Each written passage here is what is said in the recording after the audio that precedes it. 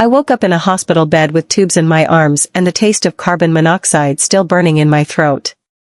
The detective standing at the foot of my bed asked me a simple question: "Do you know who would want you dead?" And the worst part? I knew exactly who. My own brother and sister. The people I'd grown up with. The ones I'd shared Christmas mornings with, fought over the remote with, the ones who were supposed to have my back no matter what. They tried to kill me. Not in some heat-of-the-moment argument. Not accidentally. They planned it. Calculated it. And they almost succeeded. But here's the thing about surviving an attempted murder by your own family: you don't just survive the physical attack.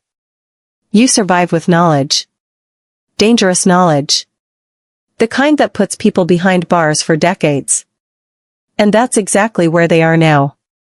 25 years to life. Both of them. This is the story of how I went from being the black sheep of my family to being the only one left standing. How greed turned love into hatred. How a father's fortune became a death sentence. And how I pieced together the truth from a hospital bed, one horrifying clue at a time. Let me take you back to the beginning. Not to the night they tried to kill me, we'll get there, don't worry, but to the moment when everything started to crack. The moment I should have seen it coming. My name is irrelevant now. What matters is who I was in my family, the disappointment. The one who didn't follow the script.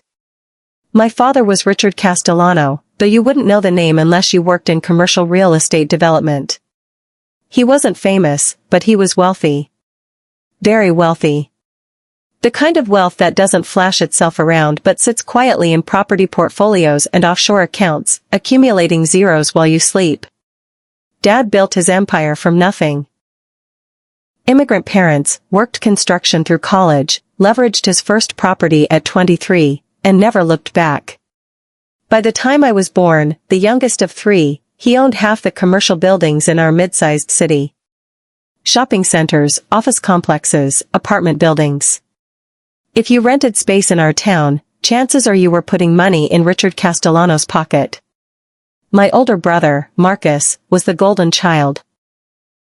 Harvard MBA, joined Dad's company straight out of school, learned the business from the ground up. Marcus had Dad's intensity, his drive, his absolute conviction that success was the only option. They were so similar it was almost uncanny.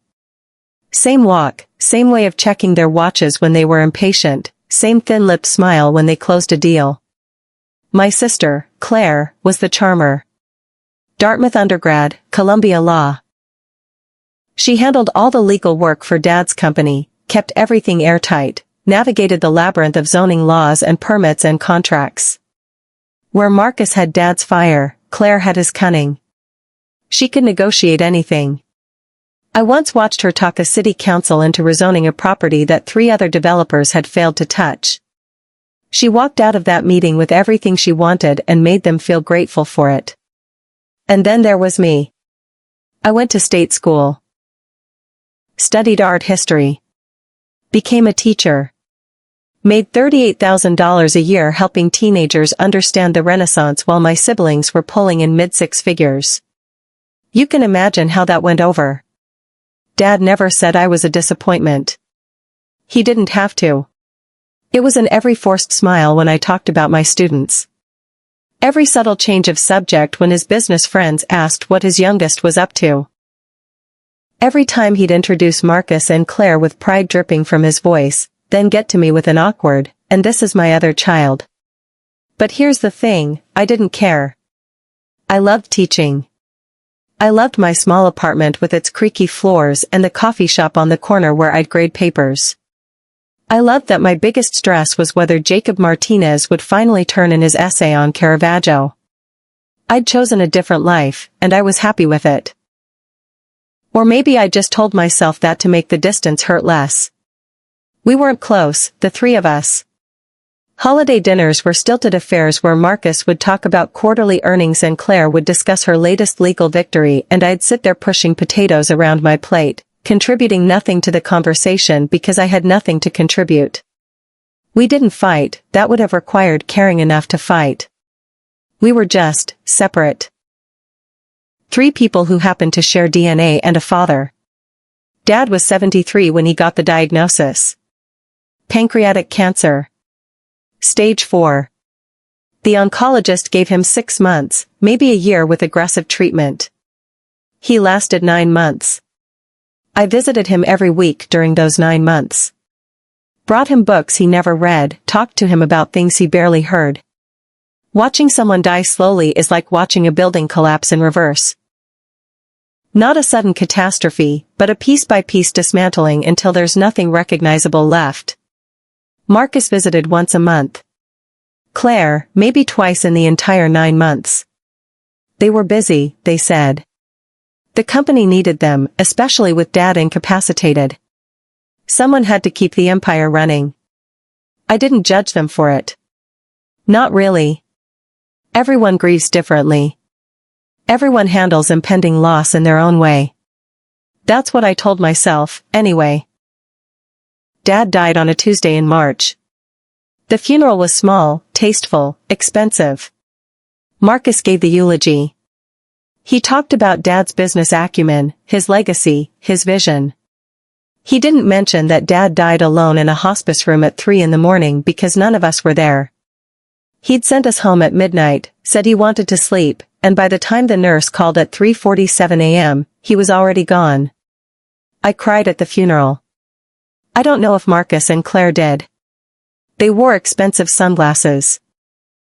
The will reading was scheduled for 2 weeks after the funeral. Dad's attorney, Bernard Whitmore, a man so old he'd probably drafted the Declaration of Independence, called us into his downtown office on a gray Thursday afternoon. The office smelled like leather and old paper.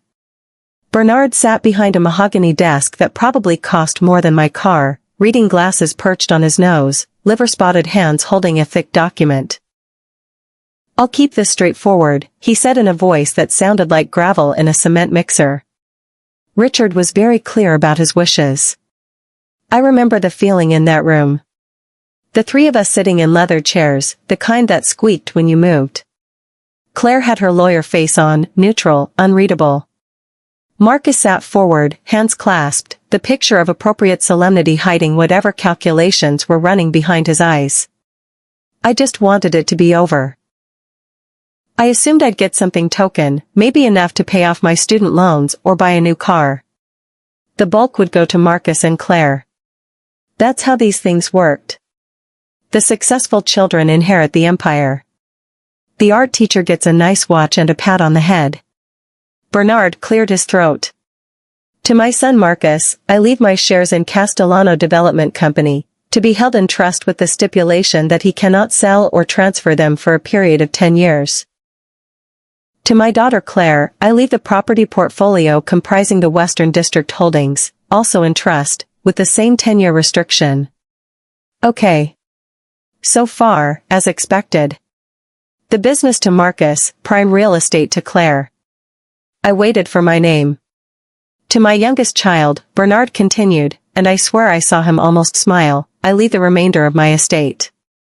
All liquid assets, the Eastern and Central District property holdings, the investment portfolio, and the family home. Total estimated value, $43 million. The silence in that room was so complete I could hear the clock ticking on the wall. Tick. Tick. Tick. I stopped breathing. Marcus stopped moving. Claire's neutral expression cracked like a windshield taking a rock at 70 miles per hour. I'm sorry, Claire said, her lawyer voice gone, replaced by something sharp and dangerous. Did you say 43 million? That's correct, Bernard said, looking at me now with something that might have been sympathy or warning or both. The bulk of Richard's estate goes to his youngest child. He was very specific about this arrangement. There has to be a mistake, Marcus said. His voice was still controlled, but barely. Like a pot with the lid rattling but not quite blowing off yet. Dad he wouldn't do that. There's no mistake. I have his handwritten notes, video testimony, multiple revisions spanning the past 2 years. Richard was of sound mind and body when he made these decisions. This is ironclad. I couldn't speak. Couldn't process. $43 million. The family home, the house I grew up in, the sprawling estate on 5 acres that was probably worth another $5 million on its own. Properties scattered across the city. Investment accounts I didn't even know existed. Why? Why? Claire voiced my thought, but her tone made it an accusation. Why would he leave everything to? She stopped herself, but we all knew how that sentence ended. To the failure. To the disappointment. To the one who never joined the company, never followed in his footsteps, never cared about his legacy. Bernard pulled out another document. Richard left a letter. He requested I read it aloud. He adjusted his glasses. Shall I? Nobody answered. Bernard took that as a yes. To my children, he read. If you're hearing this, I'm dead, so I can finally tell you the truth without having to see your faces. Marcus, Claire, I'm proud of what you've accomplished. You built on what I started. You're smart, capable, ruthless when you need to be. You're just like me. And that's exactly the problem. My siblings sat frozen. You see money as a tool, as power, as a score to keep. You've never once done something just because it was right, or kind, or simply what you wanted to do if money wasn't a factor. I built an empire, yes, but I also built a prison. I'm leaving most of my estate to your sibling because they're the only one who escaped. They chose passion over profit. Purpose over prestige. They're the only one who learned to be happy with less, which means they're the only one I trust not to let this money ruin them. Bernard paused, glanced up at me, then continued.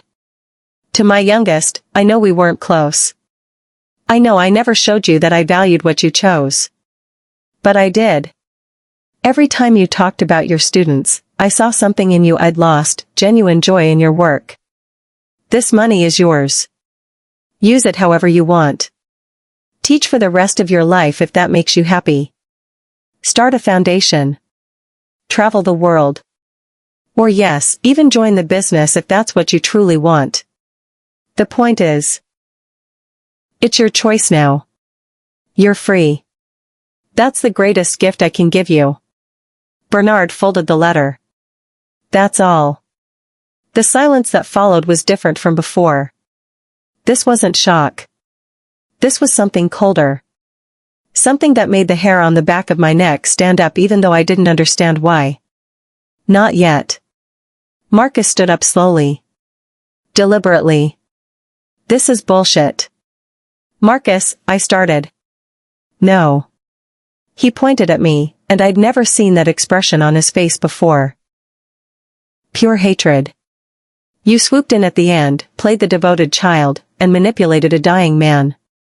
I didn't, I had no idea. We built that company, Claire said, standing now too. Her voice was ice. We sacrificed everything. Our 20s, our relationships, our lives. We made him proud.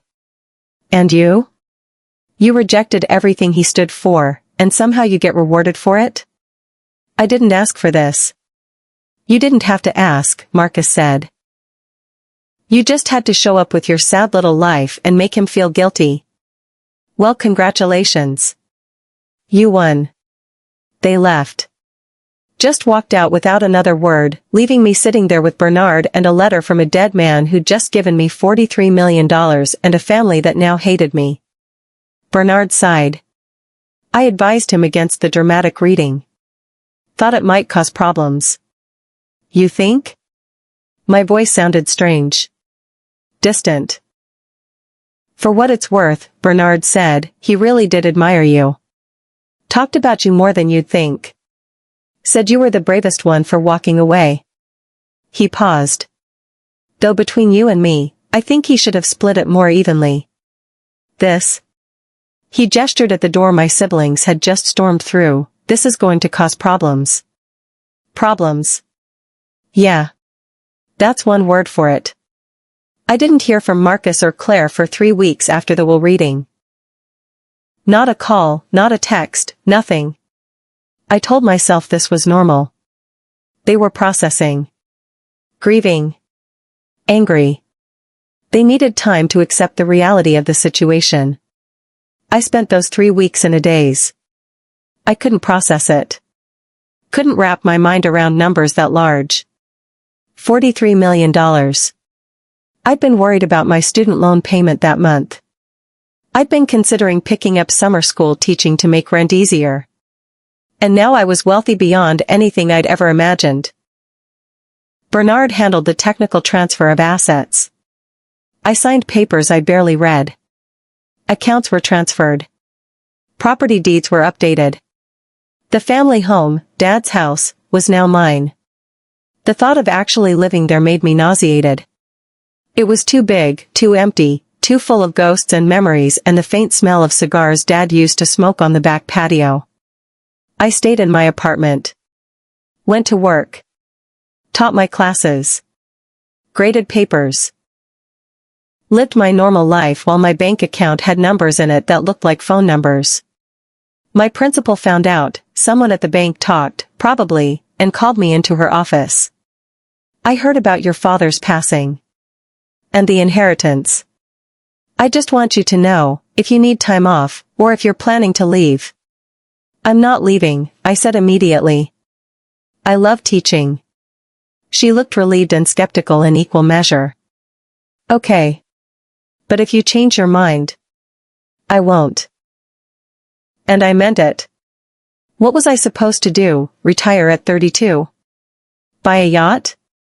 Money didn't change who I was or what made me happy. At least, that's what I told myself. The call came on a Tuesday evening. I was in my apartment, halfway through a bottle of wine and a stack of essays about Baroque art, when my phone rang. Claire. I almost didn't answer. But she was still my sister. We were still family. Maybe enough time had passed. Maybe she'd processed everything and wanted to talk like adults. Hello? We need to meet.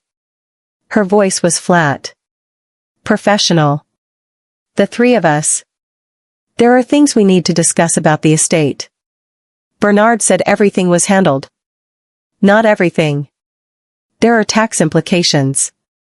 Business complications. Things you wouldn't understand because you were never involved in the company. Can you meet us at the house tomorrow night? 7 p.m.? The house. Dad's house. My house now, technically, though I still couldn't think of it that way. I don't know if that's. Please. Her voice softened slightly. Look, I know the will reading was tense. But we're still family. We need to work together on this. There's paperwork that requires all 3 signatures. It's important. I wanted to believe her. Wanted to believe that 3 weeks was enough time for the anger to fade, for rationality to return. We were adults. Professionals. Surely we could handle this like reasonable people. Okay, I said. 7 p.m. tomorrow. I'll be there. Thank you. And, come alone. No lawyers. This is just family business.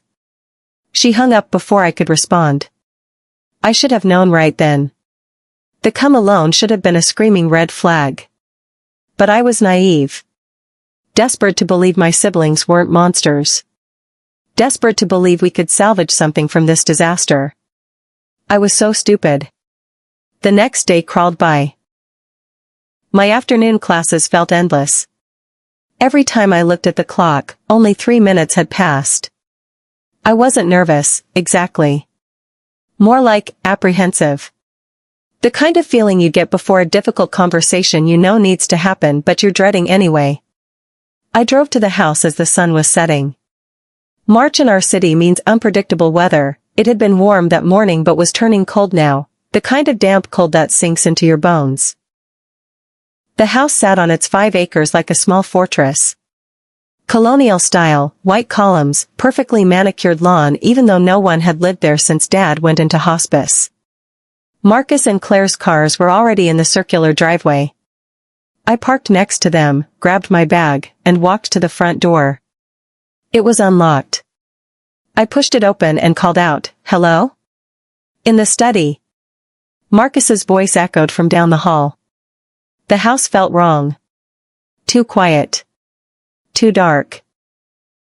Only a few lights were on, and the heating system hadn't been running. I could see my breath slightly in the cold air. Our footsteps on the hardwood floor sounded too loud, too hollow. I found them in Dad's study, the room where he'd spent countless hours reviewing contracts and making deals. Floor-to-ceiling bookshelves, a massive oak desk, leather chairs. Marcus stood by the window. Claire sat in Dad's chair behind the desk, papers spread in front of her. "You came," Claire said. Almost surprised. "You said it was important." "It is." Marcus turned from the window. He looked tired. Dark circles under his eyes. "We've been going over the estate documentation. There are some problems." "What kind of problems?" "The trust restrictions," Claire said. "The 10-year hold on our assets. It's going to cause complications with the company. We need to make some changes." "I don't know anything about." "We know," Marcus interrupted. "That's why we need your help. You own the liquid assets now. The cash reserves. The company needs an infusion to handle a deal that's coming up. We need you to loan the company $2 million. I blinked. $2 million. It's a loan, Claire said quickly. You'll get it back with interest. But we need it now, and because of Dad's restrictions, we can't access our assets without significant tax penalties. You're the only one with liquid capital." Something felt wrong. The way they were looking at me. The way Claire's fingers drummed on the desk.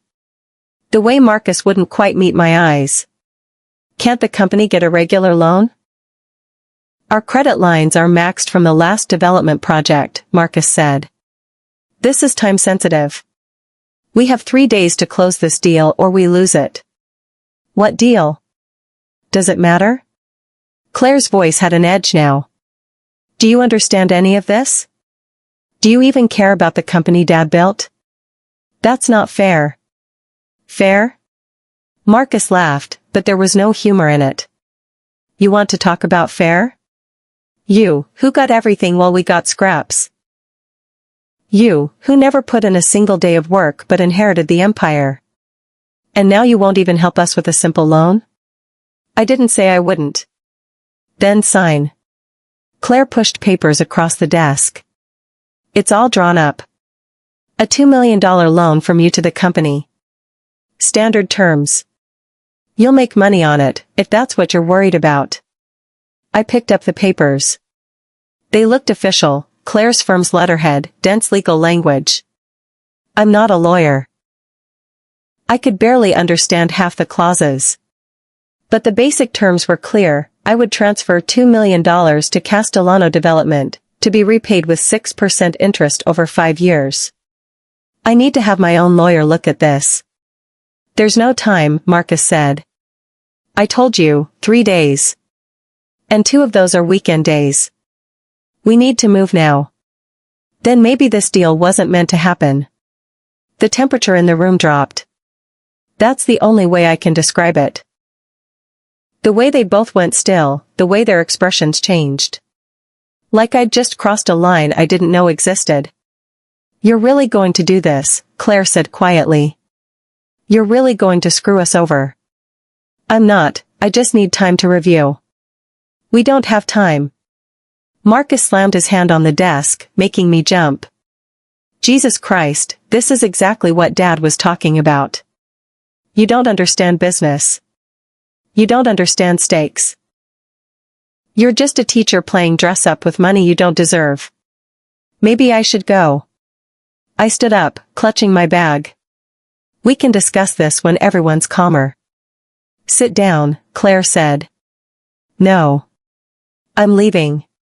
I said sit down. Something in her voice made me freeze. Made the hair on my arm stand up. Marcus moved to the door. Casually. Blocking it. My heart started to race. "What are you doing?" "We need that money," Claire said. One way or another, we're getting it. You're insane. I'm not giving you $2 million because you're having a temper tantrum. It's not a tantrum, Marcus said. It's survival. Do you know what happens if we don't close this deal? The company goes under. Everything Dad built, gone. We'd rather die than let that happen. Then let it go under. Start over. It's just money. Wrong thing to say. I knew at the moment the words left my mouth. Claire stood up slowly. It's just money. Of course you'd say that. You didn't earn it. You didn't sacrifice for it. You didn't give up everything for it. To you, it's just numbers in an account. To us? It's our entire lives. This is crazy. Let me leave. Can't do that, Marcus said. See, we've been thinking. About Dad's will. About the unfairness of it all. And we realized something. What? My voice came out as a whisper. Claire smiled. It was the most terrifying thing I'd ever seen. If you die, the estate goes into probate. And guess who inherits when there's no specified heir? The next of kin. Us. The world tilted. You wouldn't. We would, Marcus said. We have to. You're destroying everything Dad built by just existing. By being too naive and too stupid to understand what you have. So we're taking it back. This is insane, people will know. Bernard knows I was meeting you. Bernard knows you came here to discuss estate business, Claire said. That's all. What he doesn't know is that you've been depressed since Dad died. Struggling. That you came here tonight, sat in Dad's study, and... She glanced around the room. Well, tragedy strikes in many forms. I ran for the door. Marcus caught me easily. He was bigger, stronger, and I hadn't even registered he'd moved until his arms were around me, lifting me off my feet. I screamed. Fought. Kicked. Nothing worked. Shut her up, Claire said, pulling something from her bag. A bottle. A rag. Chloroform. Like something from a bad movie. But it works. God help me, it works. I thrashed as Marcus held me and Claire pressed the cloth to my face. The smell was sickeningly sweet. Chemical. Burning. I tried to hold my breath but Marcus squeezed my ribs until I gasped and the fumes flooded my lungs. The room spun. Darkened. The last thing I remember thinking was, asterisk, they're really doing this. My siblings are really killing me, asterisk. And then nothing. I woke up to the worst headache of my life and the smell of exhaust. My head was pounding. My mouth tasted like I'd been chewing on cotton balls soaked in gasoline. Every breath felt wrong, too heavy, too thick. The air was gray. Hazy. Where was I? My car. I was in my car. In the garage at Dad's house. The engine was running. I could hear it, feel the vibration through the seat. Carbon monoxide. The thought cut through the fog like a knife. Carbon monoxide. They'd put me in my car with the engine running in a closed garage. They were trying to make it look like suicide. Move. I had to move. I reached for the door handle. My hand felt like it weighed 1,000 pounds. Everything was slow, disconnected, like my brain was sending signals through molasses. The door was locked. No, not locked, something was wrapped around it. I pressed my face against the window and saw duct tape. They'd duct taped the doors shut from the outside. The windows. I pounded on the window, but my fists barely made noise. Everything was muffled. Weak. My phone. Where was my phone? I patted my pockets with hands that didn't quite feel like mine. Nothing. They'd taken it. The garage door opener. There was one clip to the sun visor. If I could just... My vision was darkening. The car was filling with exhaust. I could see it now, wisps of gray smoke curling in from under the hood somehow, even though that didn't make sense because exhaust comes out the back, not the front, but nothing made sense and I couldn't breathe, couldn't think, couldn't. The garage door opener slipped from my fingers. No. Not like this. I am not dying like this. I grabbed it again. Pressed the button. Nothing happened. Pressed it again. Again. Again. Nothing. They'd disabled it. Or broken it. Or I was already so oxygen deprived I was pressing the wrong thing. I slumped back in the seat. This was it. This was how I died. Murdered by my own brother and sister for money. They'd make it look like suicide. Grief over Dad's death. Pressure from suddenly being wealthy. It would make sense. People would believe it. And they'd inherit everything. My eyes were closing. I couldn't keep them open. The carbon monoxide was heavy in my lungs, replacing oxygen with poison. I was so tired. So heavy. But somewhere in the fading darkness of my consciousness, a spark of anger ignited.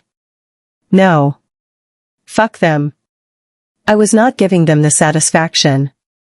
With every ounce of strength I had left, I pulled my leg back and kicked the windshield. Hard as I could. The impact sent lightning bolts of pain through my knee, but I kicked again. Again. The glass cracked. I kept kicking. The crack spread. Spiderwebbed. My vision was almost gone now, just a tunnel of gray, but I kept kicking because it was the only thing I could do. The windshield gave way. Shattered outward in a spray of safety glass that rained down on the hood of my car.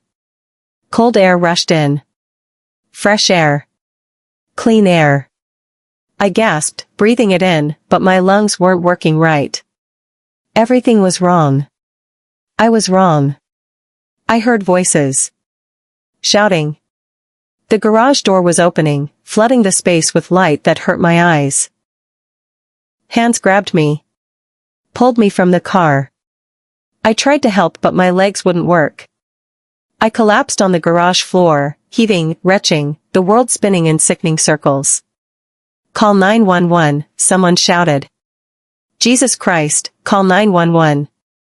I looked up and saw faces I didn't recognize. Neighbors, maybe. Someone had heard the glass breaking.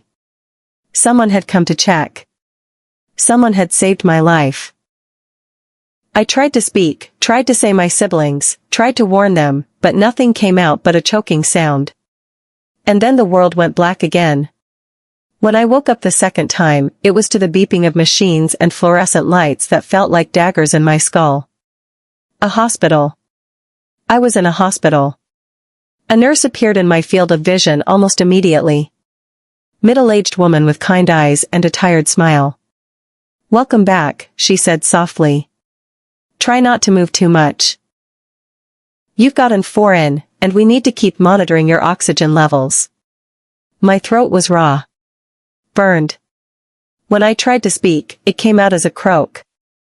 How long? You've been here for about 18 hours. You were unconscious when they brought you in. Carbon monoxide poisoning. You're lucky to be alive. Lucky. There's a detective here who needs to speak with you. Are you up for that? I nodded. Immediately regretted it as pain lanced through my skull.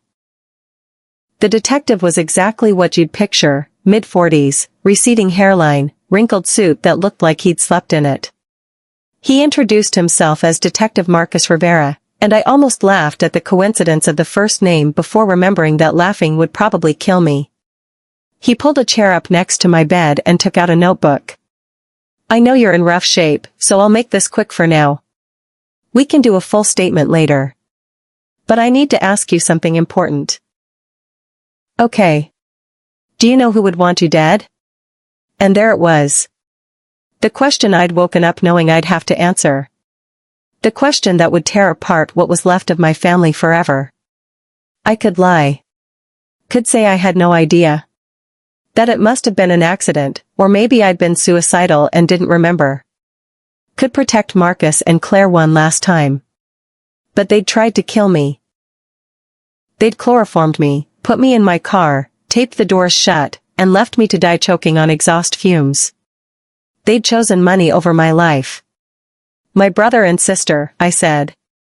My voice was barely a whisper, but it was enough. Marcus and Claire Castellano. They lured me to our father's house.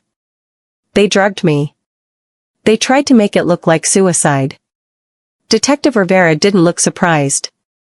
He just nodded and kept writing. Can you tell me what happened? From the beginning? So I did. Told him everything. The will reading. The inheritance. The 3 weeks of silence. The phone call from Claire. The meeting at the house. The loan documents that were probably fake. The moment I realized they were going to kill me. He listened without interrupting, occasionally jotting notes. When I finished, he closed his notebook and looked at me with an expression I couldn't quite read. Ms. Castellano, I need to tell you something. The neighbors who found you called 911 at 9:47 p.m. We responded to what we thought was an attempted suicide. But when we searched the house afterward, we found some things that didn't add up. Like what? Like a bottle of chloroform in your sister's purse, which she'd left in the study. Like duct tape residue on your car doors. Like the garage door opener, which had been removed from your car and placed on a workbench 20 feet away. Like the fact that your car keys weren't in your possession, they were still in the house. Hope fluttered weakly in my chest. So you believe me? I believe the evidence. And the evidence tells me this wasn't suicide. He paused. We've already brought your brother and sister in for questioning. They're claiming they left you at the house at 7:30 p.m., perfectly fine, and that you must have done this to yourself after they left. That's a lie. I know. And here's the thing, your sister's a good lawyer.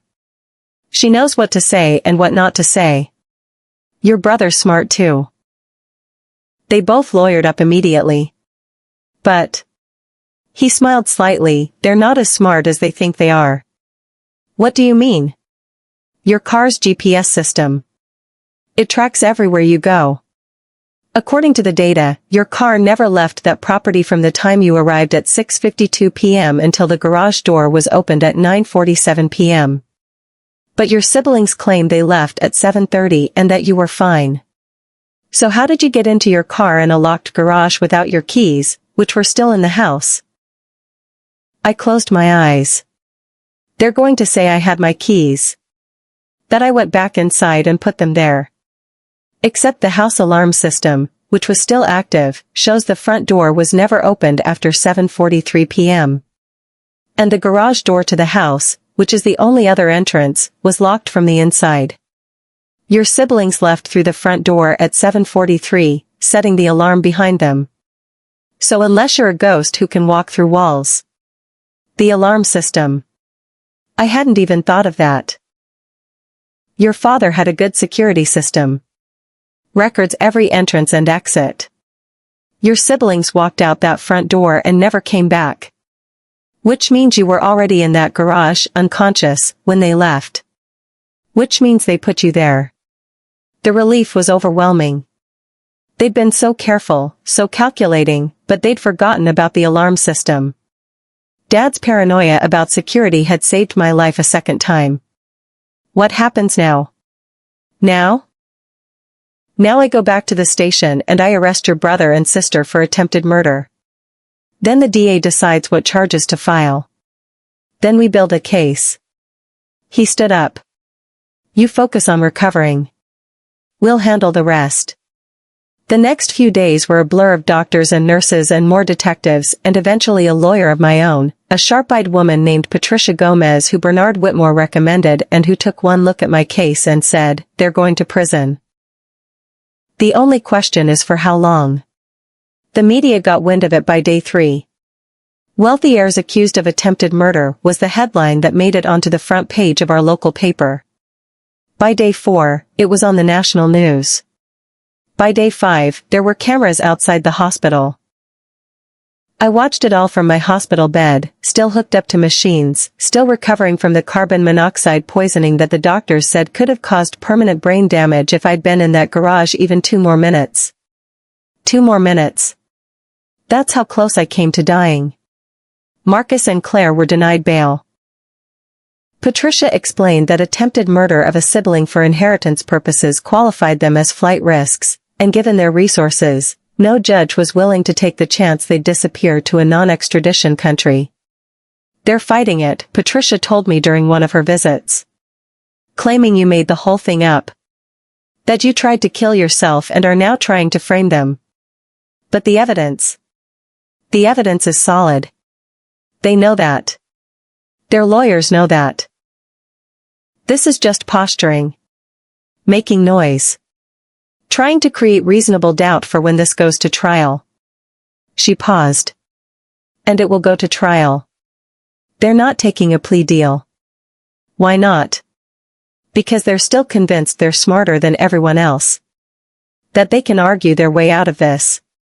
And because taking a plea would mean admitting they tried to kill their own sibling for money. That's not exactly a good look for the family business they're trying to hold on to.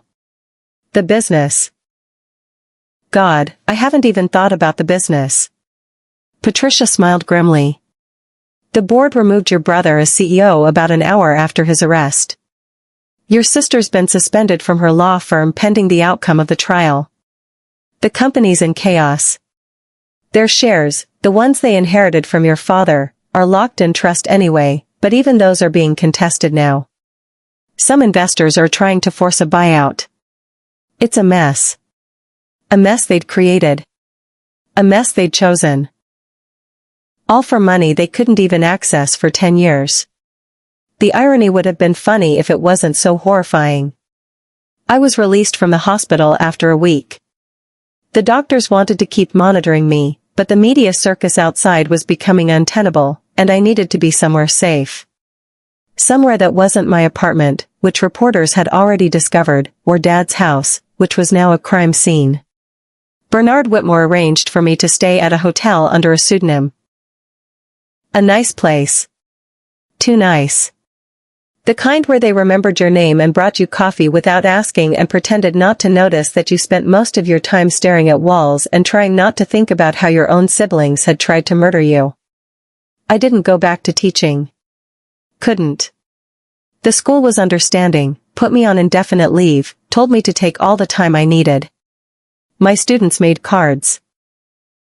Sweet, well-meaning cards that said things like "Get well soon" and "We miss you, Miss C," and had drawings of stick figures and hearts. I cried when I read them.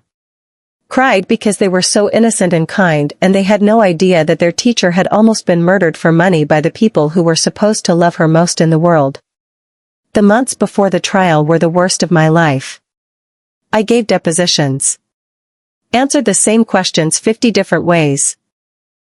Relived that night in the study, in the car, in the garage over and over until I could recite every detail in my sleep.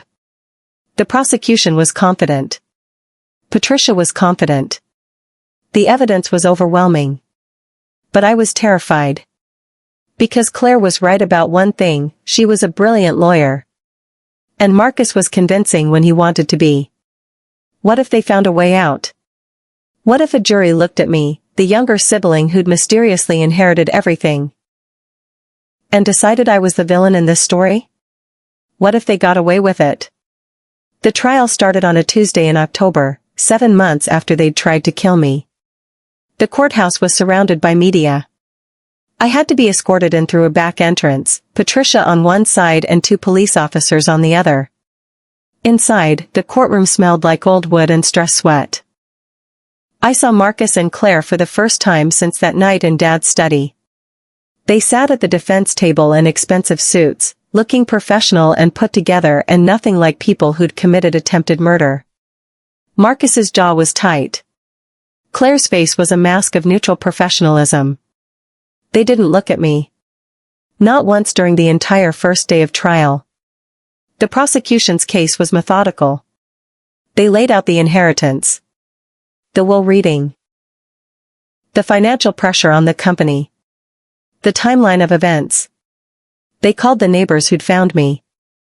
The paramedics who'd responded. The doctors who'd treated me. Then they called me. Walking to the witness stand felt like walking to the gallows. I was sworn in, sat down, and looked out at a courtroom full of people waiting to hear how I'd almost died. The prosecutor, a man named David Chen who looked like he'd been born in a courtroom, smiled at me encouragingly. Ms. Castellano, can you tell us what happened on the evening of March 24th? So I did. Again. For what felt like the 100th time. But this time was different because Marcus and Claire were sitting 20 feet away, and I had to look at them while I described how they'd drugged me, how they'd tried to kill me, how they'd chosen money over my life. I kept my voice steady. Didn't cry. Didn't break. Just told the truth in a clear, calm voice that didn't sound like mine. When I got to the part about waking up in the car, about kicking out the windshield, about gasping for air while carbon monoxide filled my lungs, I finally looked directly at my siblings. Claire was staring at the table. But Marcus was looking at me. And the expression on his face was pure hatred. Not regret. Not shame. Hatred. He still thought I was the villain. The defense cross-examination was brutal. Claire's lawyer, some hotshot from New York named Richard Sterling, came at me hard. Ms. Castellano, isn't it true that you were struggling financially before your father's death? I was a teacher. Teachers don't make much money. Answer the question. Were you struggling financially? I had student loans, but I was managing. Managing. You were 2 months behind on your car payment, weren't you? How did he know that? Yes. And you'd recently been denied for a personal loan? Yes. So when your father got sick, you saw an opportunity, didn't you? You visited him every week. Played the devoted child. Manipulated a dying man into leaving you his fortune. That's not. And when your siblings confronted you about this inheritance, when they asked for help with a simple business loan, you refused. You were vindictive. Spiteful. And then you tried to frame them for attempted murder to secure your inheritance permanently. No. My voice was shaking now. They tried to kill me. Or did you try to kill yourself and blame them? You were depressed, weren't you? Overwhelmed by the sudden wealth? Guilty about how you'd obtained it? Objection, Chen called. Speculation. Sustained, the judge said. But the damage was done. Sterling had planted the seed. I could see it on some of the jurors' faces, doubt. Uncertainty. What if she was lying? The defense presented their case the next week. They claimed I'd invited myself to the house. That the meeting about the loan was my idea. That Marcus and Claire had been nothing but supportive and kind, and that I'd lashed out when they gently suggested I might be in over my head with the inheritance. They couldn't explain the chloroform in Claire's purse. So they claimed it wasn't hers. That someone must have planted it. That I must have planted it. They couldn't explain the duct tape residue on my car doors. So they suggested maybe I'd put it there myself. That maybe I'd wanted to die but changed my mind at the last second. They couldn't explain the alarm system data. So they claimed it was glitching. That Dad's security system was old and unreliable. It was absurd. All of it. But Sterling sold it with confidence and charm and just enough doubt to make you wonder. The trial lasted 3 weeks. 3 weeks of testimony and evidence and experts and character witnesses. 3 weeks of reliving the worst night of my life. 3 weeks of watching my siblings' lawyers try to paint me as a liar and a manipulator and a suicide risk. When closing arguments came, I sat in the gallery and tried to breathe. Tried not to throw up. Tried not to think about what would happen if the jury believed the defense. Chen's closing was powerful. He walked the jury through the evidence methodically. The timeline. The physical evidence. The impossibility of the defense's version of events. Ladies and gentlemen, he said, the defense wants you to believe that their client's sister, A woman with no history of mental illness, no history of suicidal ideation, suddenly decided to kill herself on the same night she met with siblings who stood to inherit $43 million if she died. They want you to believe she chloroformed herself, put herself in her car, taped the doors shut from the outside, removed her own car keys and placed them in the house, and then somehow got through a locked door without triggering the alarm system. They want you to believe in magic. In impossibilities. In a story that defies logic and evidence and common sense. He paused, looking each juror in the eye. But you don't have to believe in magic. You just have to believe the evidence. And the evidence tells you exactly what happened that night. Marcus and Claire Castellano drugged their sister. They put her in her car. They turned on the engine. And they walked away, leaving her to die so they could inherit the fortune they believed they deserved. He gestured to where I sat. But she didn't die. She fought. She survived.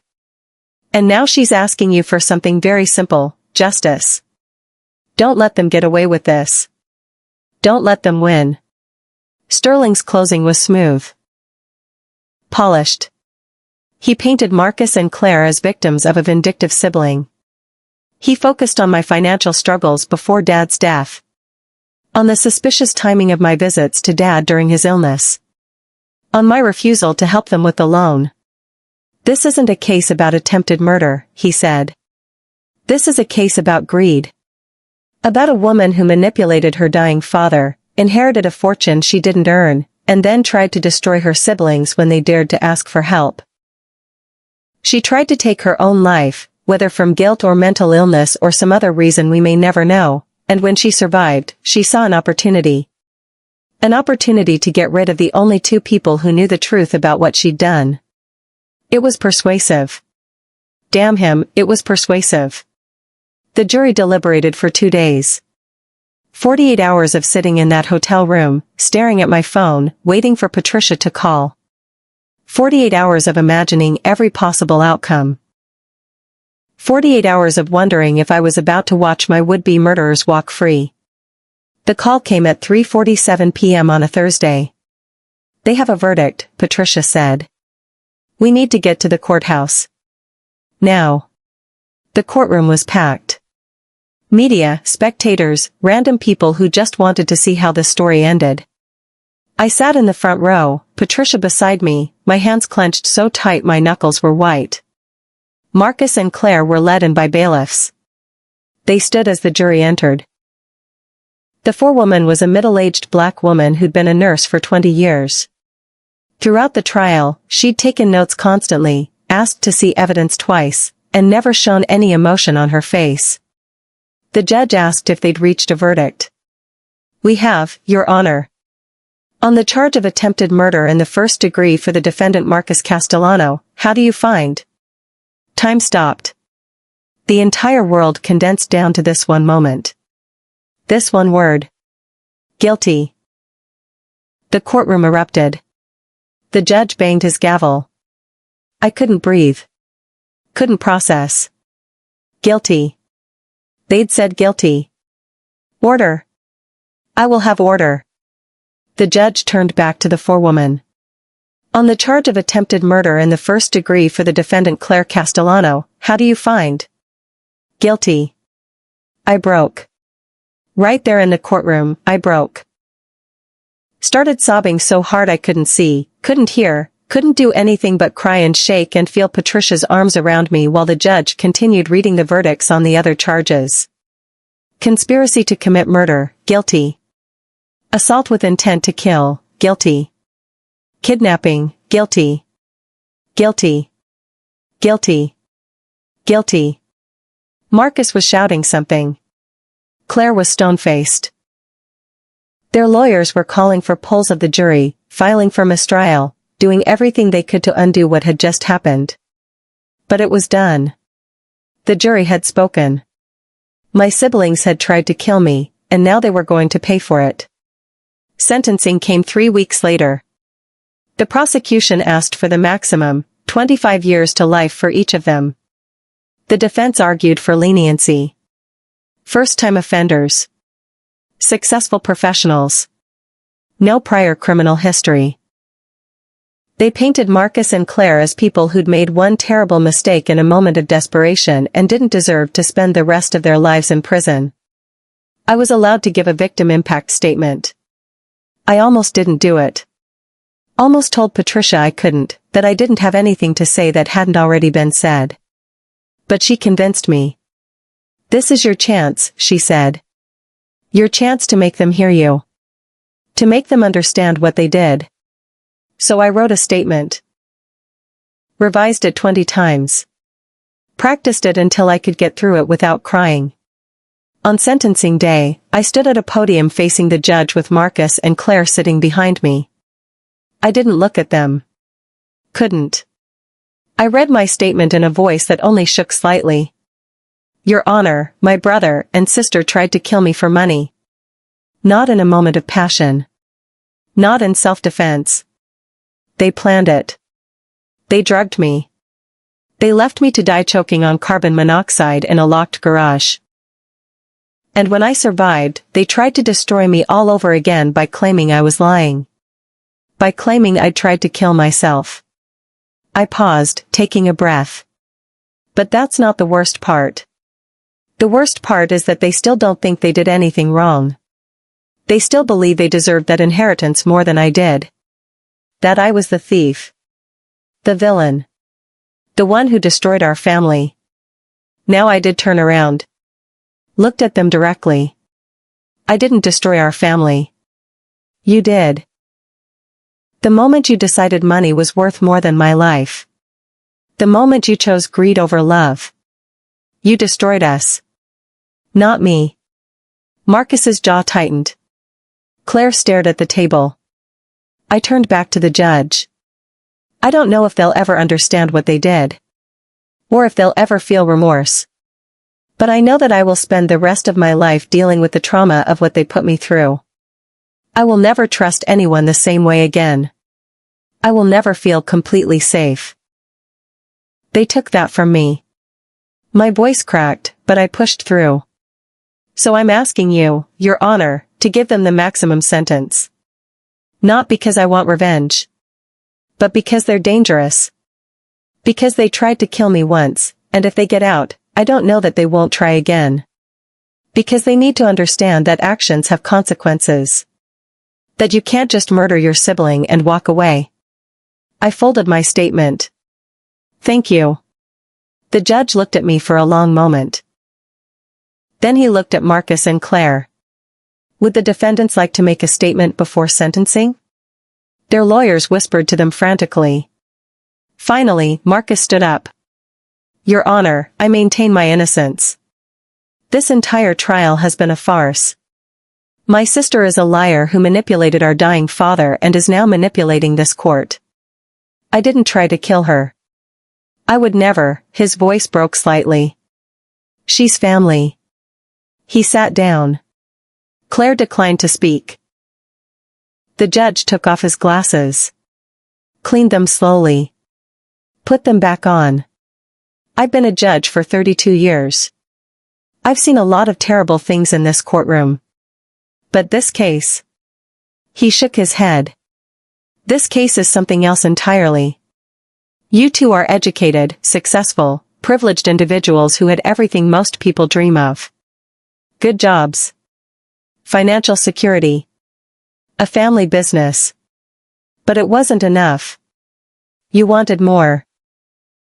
And when your father had the audacity to leave his fortune to someone other than you, you decided the solution was murder. He looked at them with something close to disgust. You didn't kill your sibling in a moment of rage. You didn't have a fight that got out of hand. You planned it. You lured them to a meeting under false pretenses. You drugged them. You tried to stage it as a suicide. This was cold, calculated, and utterly ruthless. And the only reason your sibling is alive today is because they fought like hell to survive. He picked up his sentencing document. Marcus Castellano, you are hereby sentenced to 25 years to life in state prison for attempted murder in the first degree, with additional concurrent sentences for conspiracy and assault. You will be eligible for parole after serving 25 years. Marcus's face went gray. Claire Castellano, you are hereby sentenced to 25 years to life in state prison for attempted murder in the first degree, with additional concurrent sentences for conspiracy and assault. You will be eligible for parole after serving 25 years. Claire closed her eyes. You will both be remanded to custody immediately. Bailiff. And just like that, it was over. They were led away in handcuffs. Didn't look back. Didn't say a word. 25 years to life. They'd be in their 60s before they were even eligible for parole. The empire they'd tried to kill me for? It didn't matter anymore. The money they'd wanted so desperately? Useless behind bars. They'd traded their freedom, their careers, their entire lives for nothing. And I was alive. That was 2 years ago. I'm writing this from my apartment, a new one, in a different city, where nobody knows my name or my story. I went back to teaching eventually. Different school. Different state. Different life. The inheritance? I put most of it in a trust for scholarships. Kids who want to study art, or history, or any of the useless degrees that people like Marcus and Claire would sneer at. I kept enough to live comfortably, to never worry about money again, to travel and see the things I'd only taught about before. But I don't live in Dad's house. I sold it. Couldn't stand to be there after what happened. Couldn't walk into that garage without seeing myself trapped in that car, kicking at the windshield, fighting for every breath. I don't visit Marcus and Claire in prison. They've tried to contact me, letters mostly, which I don't open. I don't know what they'd say. If they'd apologize or still insist they're innocent. It doesn't matter. They made their choice. They have to live with it. Sometimes I think about that night. About how close I came to dying. 2 more minutes in that garage and I wouldn't be here. I wouldn't be writing this. I'd be dead, and Marcus and Claire would have inherited everything, and nobody would have ever known they were murderers. But I did survive. And they are in prison. And justice, however imperfect, was served.